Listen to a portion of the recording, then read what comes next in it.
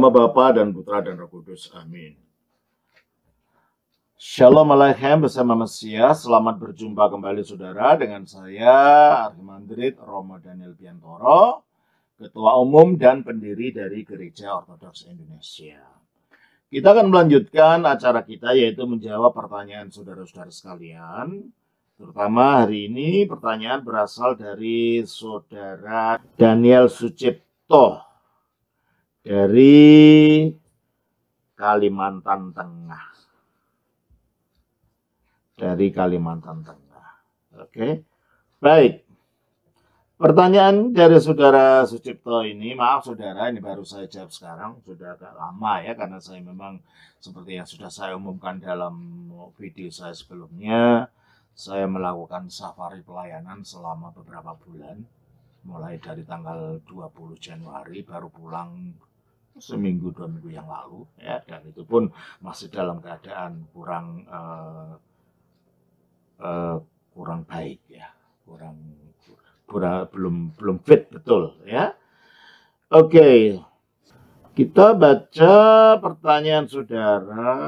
Pertama adalah pertanyaan Romo, kenapa?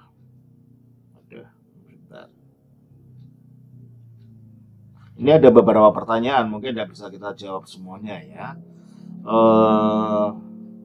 Romo, kenapa firman itu disebut hipotesis ya? Kata-kata berubah menjadi pribadi, rumit Romo.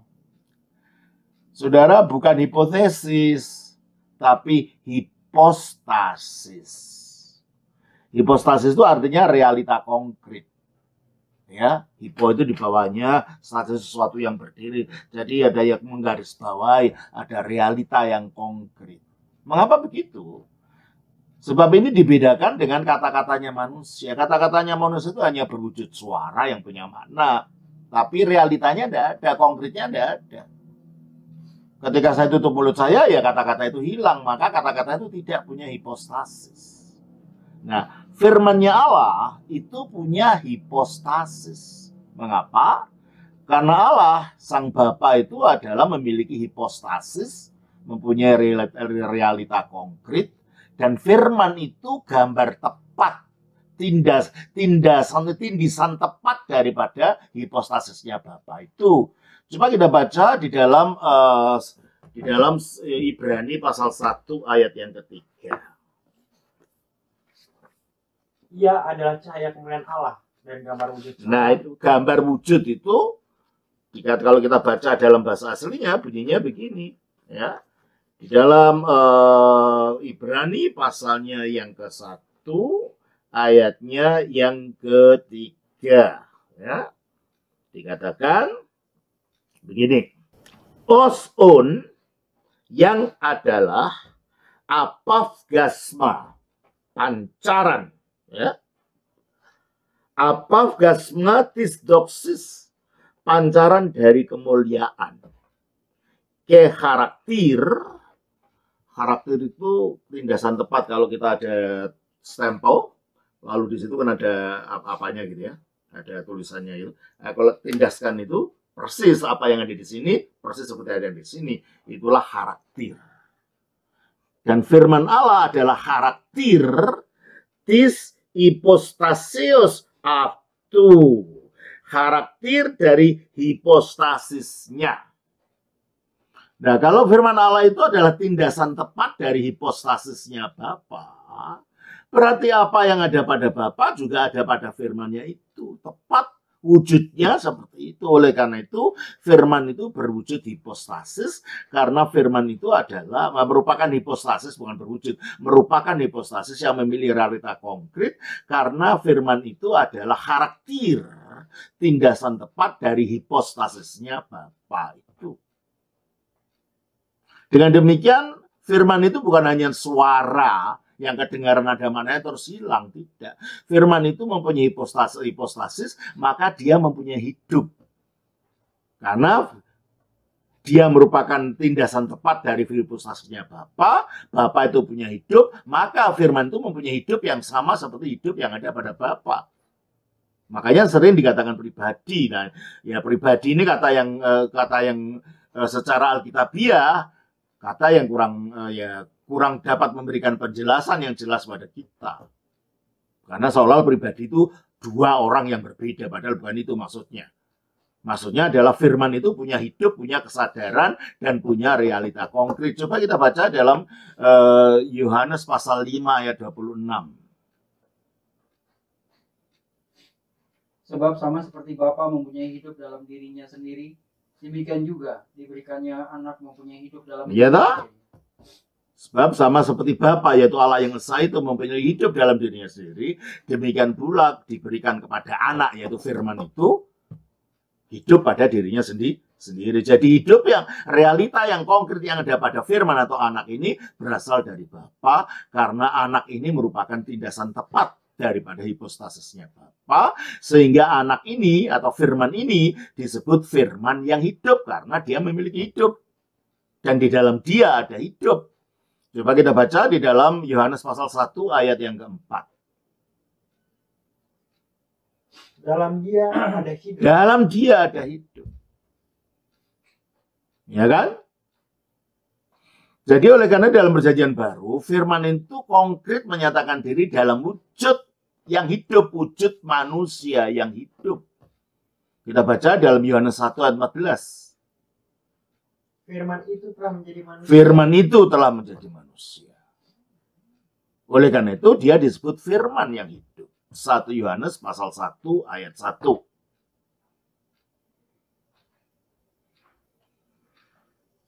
Apa yang telah ada sejak semula. Apa yang telah ada sejak semula, karena ini berbicara firman. Firman ada sejak semula, artinya firman itu kekal bersama dengan Allah.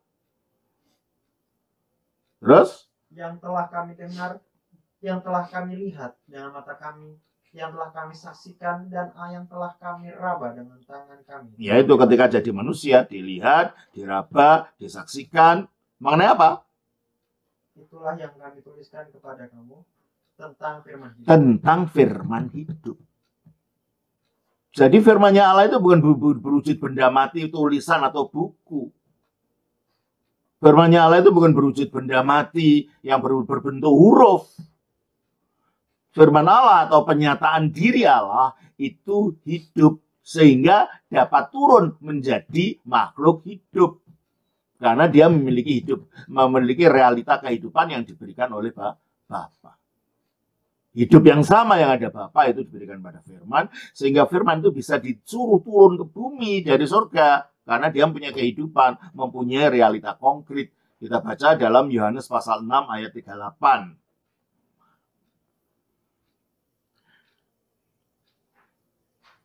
Sebab aku telah turun dari sorga, bukan untuk melakukan kehendakku, tetapi untuk melakukan kehendak Ya, Dia. karena dia punya hidup, punya realita konkret, bisa ditutus turun dari surga oleh Bapa. Untuk apa? Untuk menjalankan kehendak Bapa. Kehendak apa? Kehendak keselamatan yang dilakukan oleh Bapa melalui dia. Jadi jelas ya sekarang? Itu artinya hipostasis atau realita konkret. Bukan hipotesis ya. Terus. Pertanyaan ada yang kedua yang berkaitan dengan itu adalah, Romo, jika Yesus berdosa waktu jadi manusia, Yesus tidak pernah berdosa waktu jadi manusia. 1 Yohanes pasal 5, ayatnya yang ketiga. Sebab inilah kasih kepada Allah. Yohanes pasal 3 ayat 5, maaf terbalik. Dan kamu tahu bahwa ia telah menyatakan dirinya supaya menghapus segala dosa, dan di dalam dia tidak ada dosa. Di dalam dia tidak ada dosa. Tidak mungkin firman berdosa. Karena firmannya Allah dan Allah tidak berdosa. Di dalam dia tidak ada dosa. 2 Korintus pasal 5 ayat 21. Dia yang tidak mengenal dosa telah dibuatnya menjadi dosa. Dia yang tidak mengenal dosa. Di dalam dia tidak ada dosa. Dia tidak mengenal dosa. Ya toh? Ibrani pasal yang keempat. Ayatnya yang ke-15. Sebab imam besar yang kita punya bukanlah imam besar yang tidak dapat turut merasakan kelemahan-kelemahan kita. Sebaliknya sesama dengan kita, ia telah dicobai, hanya tidak berbuat. Hanya tidak berbuat dosa. Di dalam dia tidak ada dosa, dia tidak mengenal dosa, hanya tidak berbuat dosa. 1 Petrus pasal 2 ayat 22, 20 dan 21.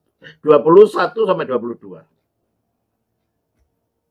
Sebab untuk itulah kamu dipanggil, karena Kristus pun telah menderita untuk kamu dan telah meninggalkan teladan bagimu, supaya kamu mengikuti jejaknya. Ia tidak berbuat dosa, dan tipu tidak ada dalam mulutnya. Ia tidak berbuat dosa dan tipu tidak ada dalam mulutnya. Jadi kalau pertanyaan saudara, kalau Yesus waktu di dunia itu berdosa, ya ternyata kita mengatakan Yesus tidak pernah berdosa, gitu kan? Ya. Namun jika Yesus berdosa waktu jadi manusia, berarti bahwa ikut berdosa ya, karena satu kesatuan dengan Bapa. Jika Yesus disalib, berarti Bapa hakikatnya disalib karena satu kesatuan. Bukan begitu. Pertama, Yesus tidak pernah berdosa. Nah, sekarang mana hipostasis? Hakikatnya sama, hakikat keilahian cuma satu. Makanya firman itu juga disebut Allah karena memiliki hakikat yang satu dengan Bapa, yang Bapa itu adalah Allah. Roh Kudus juga di dalam Yohanes 1 ayat 1, coba kita baca. Pada mulanya adalah firman. Firman itu bersama-sama dengan Allah, dan firman itu adalah... Iya, pada hakikatnya Allah. Roh Kudus juga Allah. Karena dia tinggal di dalam Bapa yang satu itu. Jadi hakikat keilahian itu cuma satu. Yang dimiliki oleh Allah itu sendiri. Bapa itu yang juga akhirnya dimiliki oleh firman. Karena firman tinggal dalam hakikat Allah yang satu. Dan juga dimiliki Roh Kudus. Maka Roh Kudus juga disebut Allah. Kita baca 1 Yohanes 3:24. Barang siapa menuruti segala perintahnya, ia diam di dalam Allah dan Allah di dalam dia. Dan demikianlah kita ketahui bahwa Allah ada dalam kita, yaitu roh. Ya, Allah ada di dalam kita, yaitu roh. Berarti roh yang diberi pada kita itulah Allah. Karena itu rohnya Allah yang tinggalnya di dalam Allah. Jadi pertanyaan saudara, saya ulang kembali. Romo, jika Yesus berdosa waktu jadi manusia, dan ternyata dalam Alkitab dikatakan Yesus tidak pernah berdosa. Ya, berarti bahwa ikut berdosa seandainya Yesus berdosa, tapi ternyata enggak gitu ya. Karena satu kesatuan dengan Bapa. Jika Yesus disalib, berarti Bapa hakikatnya disalib karena satu kesatuan. Saudara harus membedakan antara hakikat atau esensi kealahan yang cuma satu dan hipostasis. Allah memiliki esensi kealahan yang satu yang tinggal di dalam diri Allah yang esa Bapa itu sendiri, dan juga dalam firman-Nya yang firman itu ada di dalam Bapa juga, serta dalam rohnya. Jadi hakikat Allah yang satu itu dimiliki Allah, dimiliki firman-Nya, dan dimiliki rohnya. Tapi hipostasis dari Bapa itu bukan hipostasis firman, bukan hipostasis Kristus, dan bukan pula hipostasis Roh Kudus. Meskipun hakikatnya satu, ya. Jadi seandainya jika Yesus berdosa, yang Alkitab mengatakan dia tidak pernah berdosa, jadi itu hanya pengandaian saja. Atau disalib, yang disalib bukan hakikat yang satu itu yang bertindak. Seandainya Yesus berdosa, yang berdosa ya hipostasis dari firman itu, bukan hakikat firman. Yang adalah hakikatnya Bapa dan Putra. Yang disalibkan pun bukan hakikat kealahan. Yang disalibkan adalah hipostasis dari firman. Jadi yang bertindak untuk melakukan itu adalah hipostasis. Jadi itu hanya hipostasisnya Yesus saja. Tidak mengingatkan Bapa juga ikut disalibkan atau Bapa juga ikut menderita. Dulu ada bidat yang mengatakan begitu. Itu ditolak oleh gereja yang disebut bidat patripasianisme. Patripasianisme di mana Bapa dikatakan ikut menderita, ya. Dan itu ditolak oleh ajaran Ortodoks, ditolak oleh ajaran Alkitab juga karena Yesus sudah berdosa, dan juga yang disalib bukan Bapa, yang disalib adalah firman itu sendiri, ya.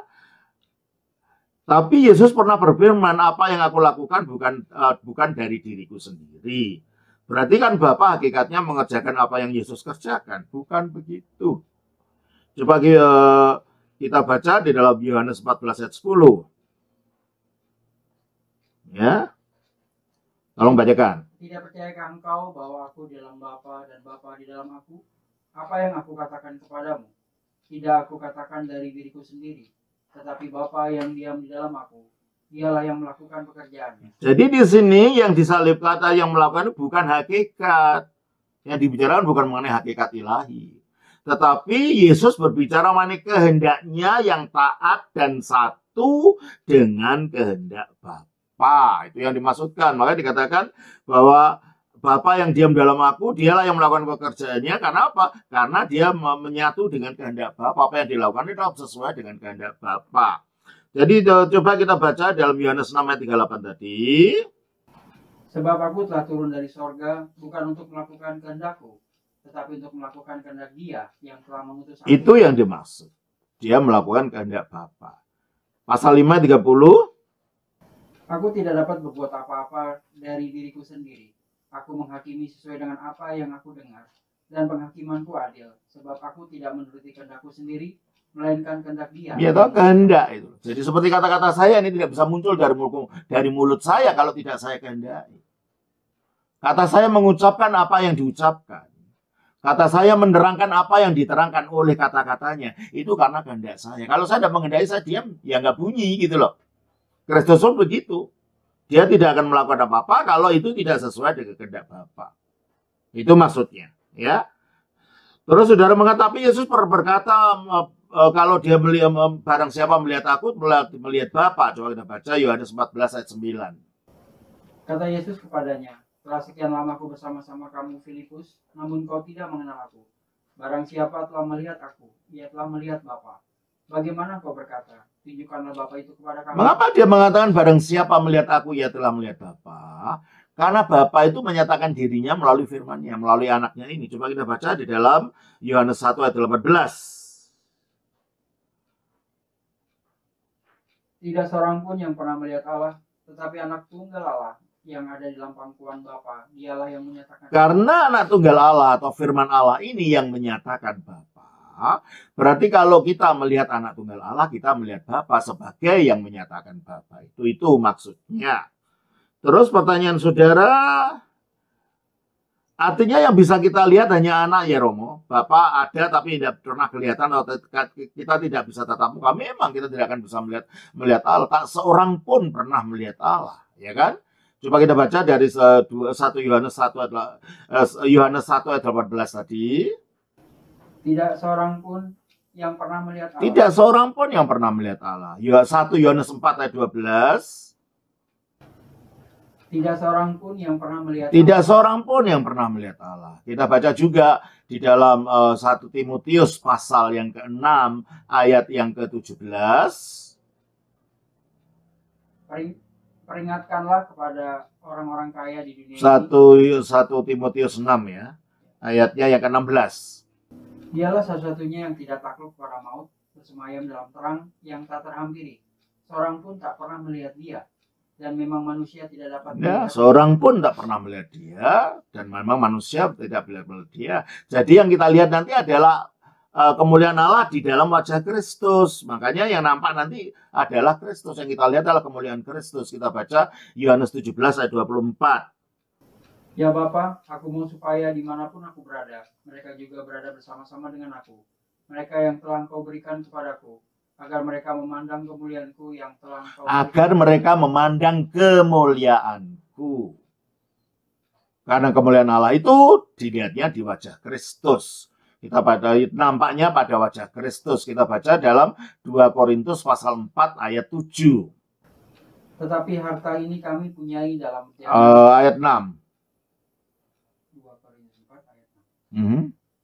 Sebab Allah yang telah berfirman, dari dalam gelap akan terbit terang.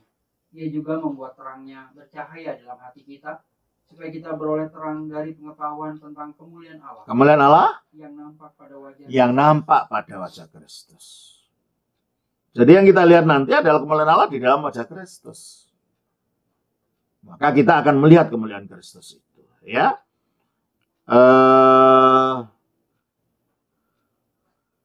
Saya kira itu yang untuk pertanyaan saudara yang dapat saya jawab kali ini. Kiranya itu bermanfaat untuk saudara. Tuhan berkati. Atas nama Bapa dan Putra dan Roh Kudus. Amin.